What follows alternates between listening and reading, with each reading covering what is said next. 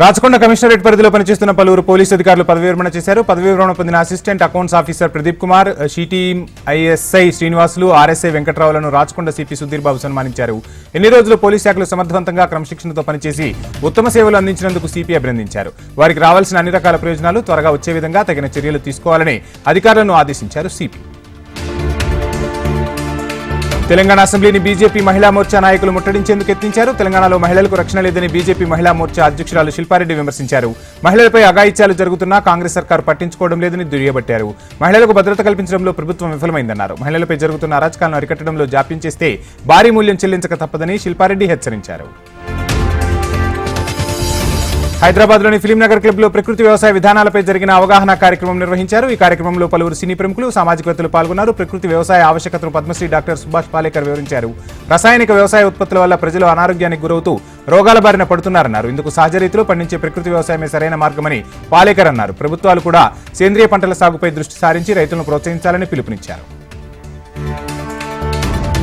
హైదరాబాద్లోని Panjagutta circle 1 commercial tax అధికారి శ్రీధర్ రెడ్డి లంచం తీసుకుంటూ ఏసీబీ అధికారులకు అడ్డంగా దొరికిపోయాడు. 2 లక్షల రూపాయల లంచం డిమాండ్ చేసి తీసుకుంటుండగా అధికారులు రెడ్ హ్యాండెడ్ గా వలపని పట్టుకున్నారు. ఒక ప్రైవేట్ సంస్థకు సంబంధించిన ఆడిట్ పూర్తి చేయడానికి తనకు ఇంతకు ముందు అందిన నోటీసును మూసివేయడానికి ఆ సంస్థ యజమాని నుంచి లంచం తీసుకుంటూ శ్రీధర్ రెడ్డి దొరికిపోయాడు.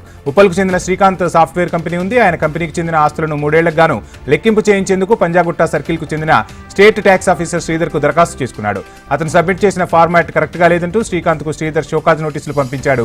ఆ నోటీసుకు గాను అన్ని డాక్యుమెంట్స్ సరిగ్గానే అందజేశామని శ్రీకాంత్ అధికారికి బదులిచ్చాడు. అయినప్పటికీ లెక్కింపు చేయాలంటే తనకు 3 లక్షలు లంచం ఇవ్వాలని state tax officer Sridhar demand చేశాడు. అంత డబ్బు ఇచ్చుకోలేని శ్రీకాంత్ తెలపగా 2 లక్షలు ఇవ్వడానికి ఒప్పందం చేసుకున్నారు. లంచం ఇవ్వడం ఇష్టం లేని శ్రీకాంత్ ఏసీబీకి సమాచారం ఇచ్చాడు. ఏసీబీ వలలో శ్రీధర్ చిక్కాడు. ఆబిడ్స్లోని కమర్షియల్ ట్యాక్స్ కార్యాలయంలో 2 లక్షలు లంచం తీసుకుంటుండగా శ్రీధర్ను ఏసీబీ అధికారులు రెడ్ హ్యాండెడ్ గా పట్టుకున్నారు. అతనిపై కేసు నమోదు చేసి దర్యాప్తు చేస్తున్నారు అధికారులు. తెలంగాణ హైకోర్టు సంచలన తీర్పు ఇచ్చింది. బాలికపై అత్యాచారం కేసులో నిందితుడికి ఉరిశిక్ష విధించింది. హైదరాబాద్ నగరంలోని నార్సింగిలో 4.5 ఏళ్ల బాలికపై ఒక సెంట్రింగ్ కార్మికుడు అత్యాచారం చేసి హత్య చేశాడు. 2018లో ఈ ఘటన జరిగింది. బాలికపై అత్యాచారం చేసిన సెంట్రింగ్ కార్మికుడు దినేష్ కుమార్ ను పోలీసులు అరెస్టు చేసి కోర్టులో హాజరుపరిచారు. అప్పట్లో ఈ ఘటన సంచలనం సృష్టించింది. ఈ కేసులో నిందితుడికి రంగారెడ్డి న్యాయస్థానం 2021లో ఉరిశిక్ష విధించింది. రంగారెడ్డి న్యాయస్థానం తీర్పును సవాల్ చేస్తూ నిందితుడు హైకోర్టును ఆశ్రయించాడు.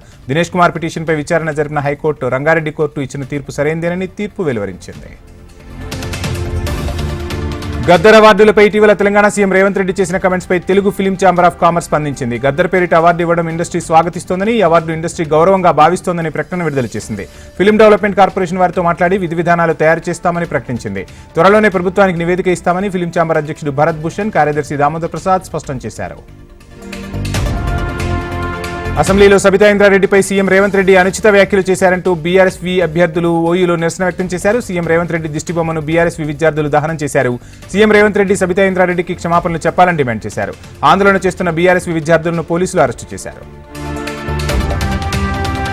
హైదరాబాద్ ఉప్పల్ పీఎస్ పరిధిలోని ఏసీపీ చక్రపాణి ఆధ్వర్యంలో చిలకానగర్, కుమ్మర్ బస్తీ ప్రాంతాల్లో సైకిల్ పెట్రోలింగ్ నిర్వహించారు. రాచకొండ కమిషనర్ సుధీర్ బాబు ఆదేశాల మేరకు ప్రతిరోజు ఈ సైకిల్ పెట్రోలింగ్ ఒక్కో ప్రాంతంలో కొనసాగుతోందని చక్రపాణి తెలిపారు.